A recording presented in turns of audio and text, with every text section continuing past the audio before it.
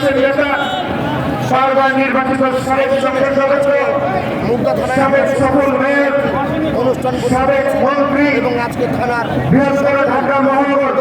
বিএনপির সাবেক আহ্বায়ক, আনন্দিত বাংলাদেশ জাতীয়তাবাদী দল বিএনপির স্থায়ী কমিটির সম্মানিত সদস্য, রাখবেন সংগ্রামী জননেতা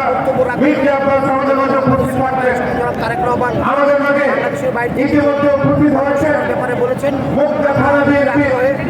একটি দফার আজকের কর্মশালার সংগ্রামী সভাপতি, সাবেক ছাত্র নেতা, বারবার কারা নির্যাতিত নেতা, আন্দোলন সংগ্রামের সুপাহসালার